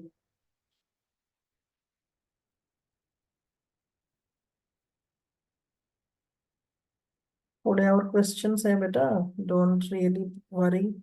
आप ये मत सोचिएगा कि बाद में हम कर लेंगे, काइंड ऑफ बाद में कुछ होता नहीं. अभी सुन लीजिए, बात की बात बात में. मल्टी फैक्टोरियल ट्रेट्स, ये तो उसका ही एक्सटेंशन हो गया ना. Single gene mutation, and then we are getting an extension into multifactorial traits. So basically the traits that are because of several factors. When you're saying factors, they may be genetic factors and the non-genetic factors as well. That is how we look at it. It is beyond polygenic inheritance. So multifactorial trait is nothing but those traits that are a combination of nature and nurture. To a certain extent, it is polygenic inheritance as well as the nurture kind of a phenomenon. So that is where you may perhaps begin by talking about how significant in the context of nature nurture is. And I thought you may perhaps incorporate several genetic bases of multiple factor traits. As I was mentioning, the nature nurture thing, as well as polygenic inheritance. And also there is a Mendelian traits. Those are the inherited ones, which are having multiple factors, which do not come under any specific kind of a category. So I think बहुत सारे बच्चों ने to whom I was talking, they were writing the first two, polygenic and nature nurture thing. Even that should do good. But I thought continuous variation also, if it is incorporated, that would be better. And then you may perhaps give different examples for the multiple factor, inheritance. Topmost preference I was trying to give to these categories. And yeah, question to answer तो बड़ा हो रहा है. I mean, this is if 15 mark का है. If it is 50 marks, we will have to cut it short. एक minute रुकिए, I'll just check.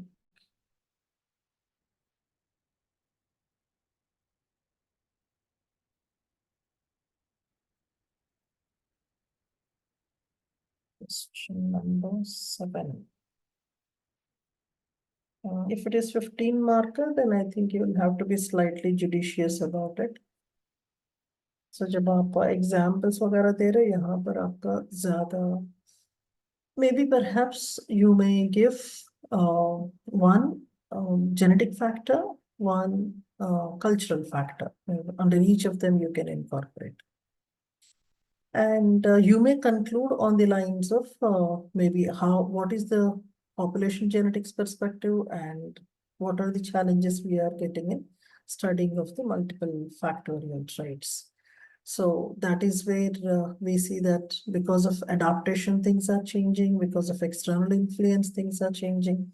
So clearly demarcating between multiple factors, which factor is more influential kind of thing is difficult to confirm. But then you may perhaps conclude on the secular trends that are emerging on all these traits. I think that should be बहुत सारा content है. So in writing, you will have to be more pointed way. I think should be doing good for this answer. And yeah, about this in the last batch, we had a very detailed discussion. And in the recent past, in the recent batch, I tried to circulate the information related to sampling techniques. हमने discuss नहीं किया था in the recent batch. I'm expecting something else for 2025, nevertheless. So discuss the applicability of various sampling techniques in selecting the study group.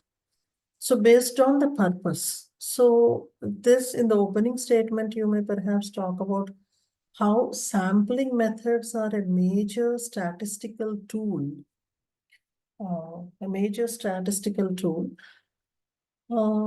इस तरह से कहते हुए आप you may define the sample. Sample को आप define करो. And then there are, I mean, this actually gives a brief listing of the sampling techniques, some probability based, some non-probability based. I think here only your answer lies. यहीं से आप अपना explanation दो. About each of them, you define, and then in which category we are using. I think that will be very apt. क्योंकि आपका 15 mark का ही है. You cannot spend more time. Sample को define किया, and then you are categorizing. Each category you are defining, and you are giving a example. So which may be probability sample, non-probability sample. What kind of categories for which you might be using. So within probability also, you try to give the definition. I think that should be the way, I guess. And the in the random sampling also, cluster sampling, stratified, jahan rural development, health sector, or education, or census, wherever we are trying to use, or disease studies. Whatever advantages, disadvantages, you can perhaps go for that. And you have the other question, that is concept of social stratification as a basis. आप लोग मत जाइएगा. Soon after this, we will discuss with the team here itself, and we will try to fix the time for tomorrow's discussion of the second paper. अभी तक हमने देखा नहीं, तो एक बार हम superficially भी उसको भी देख लेंगे. And then we will try to discuss tomorrow. I would love to do now, but it is already, I think, बहुत time भी हो गया है. And I think some people have already left. 4-5 लोग शायद. कोई नहीं. आंसर राइटिंग अभी स्टार्ट करो भाई. इसमें क्या है? Examine critically the concept of social stratification as a basis for sustaining social inequality. Okay. So you will begin by mentioning this term social stratification. You would be defining vis-a-vis the concept of social hierarchy. Social stratification versus social hierarchy, where stratification generally is successful in maintaining social inequality. On the other hand, hierarchy has a possibility of reducing social inequality. Having said that, you give the examples. Examples for stratification, examples for hierarchy. And then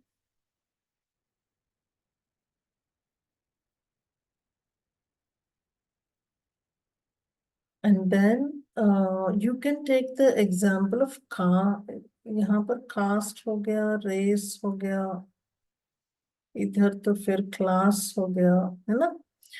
Now among these, or you may also add gender here, kind of. Among these, the one that doesn't change static is this. And hence this remains social stratification, I guess, in most of the cases. Exceptions to honge. Majorly the discussion is about how caste is getting transformed into social hierarchy. This discussion actually will take us to a point where previously what was a highly socially unequal mechanism that is emerging into social hierarchy, at least to the extent possible, where the things are changing. The caste is now emerging as a social hierarchy. To that extent, inequalities are being reduced. So to say that when we are saying this, critically examine the concept of social stratification, meaning to what extent it is a watertight kind of a static system and how it is becoming a dynamic system. I think that process we are supposed to explain in this. And perhaps you would rather be concluding by saying how the stratified elements at one point of time, gradually because of the social pressure, social tension, they would start losing the kind of static nature, and they might emerge as things that are rather dynamic. And that actually spells out how societies are moving from unequal to equal kind of a system, with more categories emerging to maintain that social inequality. So always constantly some element or the other would be constantly emerging. I hope this made sense to you. Should make sense. Yeah, you have this one. This is one very much significant one in genetic markers study. So describe the genetics and inheritance patterns. So basically you are trying to explain here the inheritance patterns. Good lot of studies are there from across the globe. Some have ABO and RH blood groups have been of interest to anthropologists also for understanding. So basically you are trying to write here why we study these in anthropology. One is to understand the migration, human migration. Second thing is in order to understand inheritance. And the third one is in order to help in the human health, disease, etc. Having said that, the basic elements such as different kinds of blood group systems that are there, the meaning of ABO categorization or RH categorization. We might be having a huge lot of other categories also, but then we are trying to look at ABO alone in this particular case, the process of the reactions and agglutination, and then perhaps how exactly the compatibility is understood. And this is a case study I was trying to give on the Canadian population. There are many more case studies, but then at least one major case study has to go in your answer. And as far as India is concerned, what percentage of Indian population is having what kind of a blood group? So this actually becomes a major subject of study for us. And then perhaps to talk about different other cultural studies that have happened in anthropology. The Korean study of different blood groups based on their personalities. Of course, there are critiques against it, but then this is one. And also not to forget, sir, you must have come across criminal uh, tribes study of D.N. Majumdar that is linked to blood groups, and also various others, different races, and what is the general incidence of the blood groups. And yeah, basically that. And you may perhaps also incorporate at least some information related to, which is the major dominant blood group in each of the categories of races. Say, 37% of Caucasoids having O positive. If at all, that is the trend everywhere. And is there any major change in the trends? So this is a number-wise study, so you cannot actually. And then in the RH blood group categories, what are all different subtypes that are there? What are the dangers? What are the need to study RH compatibility or incompatibility? I think this is a much, much straightforward kind of a question that was asked. Yeah, case studies are something that become very important for you.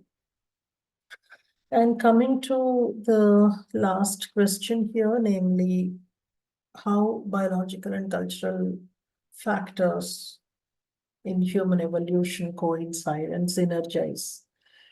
So it goes by the very first paragraph wherein you would say that these two are inseparable entities. When biological evolution was happening, cultural evolution was giving an evidence of that. So I thought you may perhaps, talk about these three major things,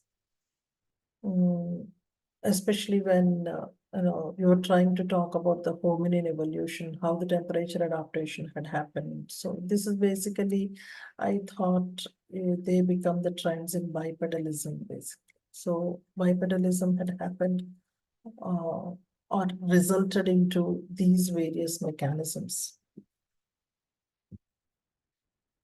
Having said that, we see that in your answer, you are supposed to incorporate.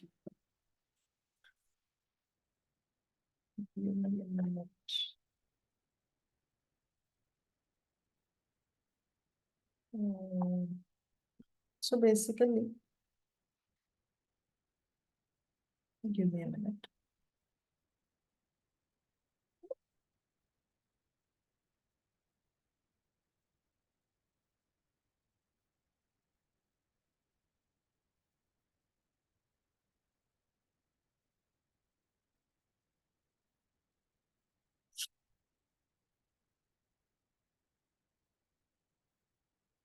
So I thought you can make your answer as such.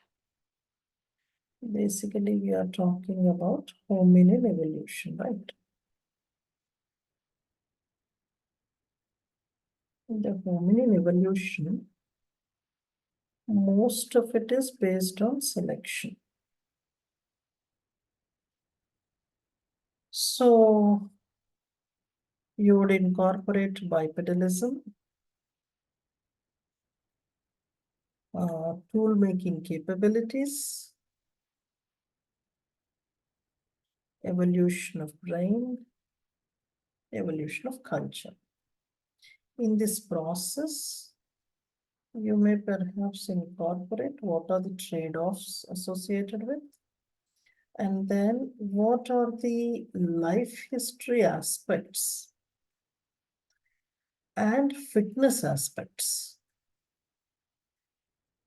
When I say fitness aspects and life history aspects, what kind of, whether it is a biological mechanism or cultural mechanism that is adding to uh, they emerging as somebody who is able to live longer, who is able to have a fit kind of a living.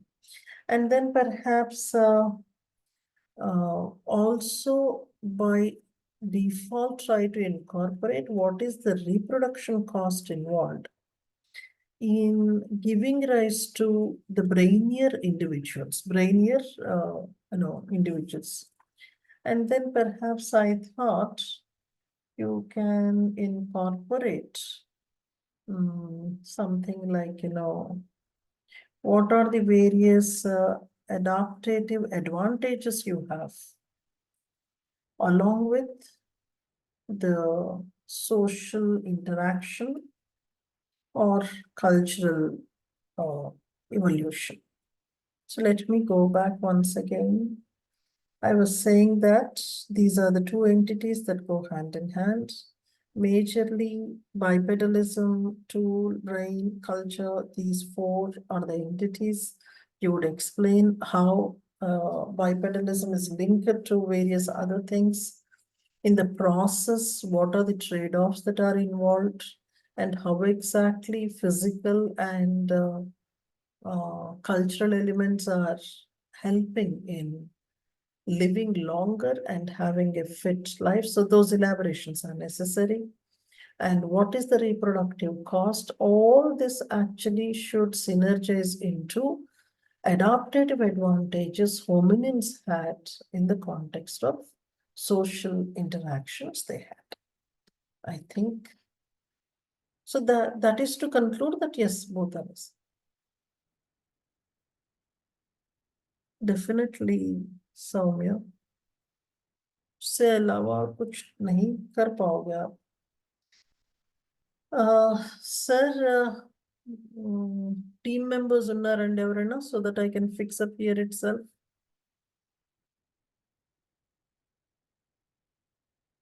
Anybody is there from the team? Sosin team, somebody is there.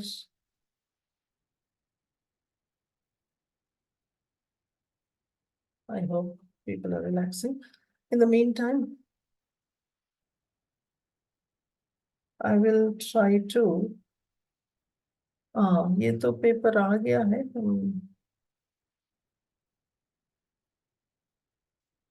अच्छा है.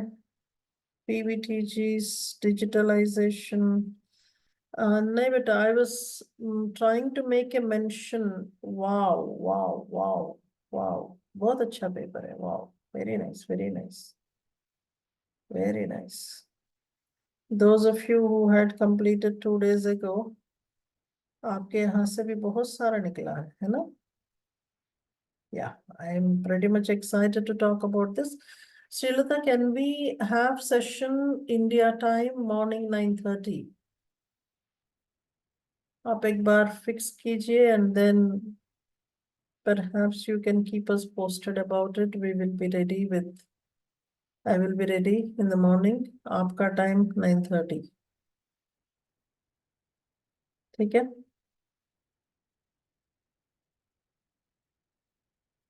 नहीं बेटा, I don't think so. That's हम अभी देख रहे थे. I mean, just now I was opening the paper. I did not totally go through. But उतना तो लगा नहीं. एप्लीकेशन ही होगा, देखते हैं. कल सुबह बात करेंगे, है ना? Yeah.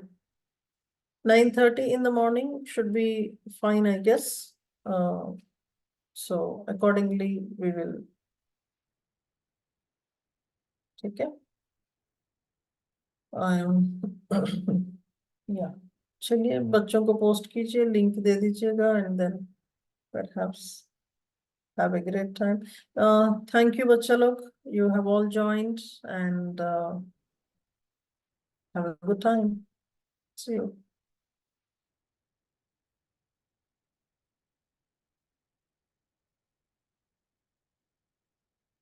Should I end now?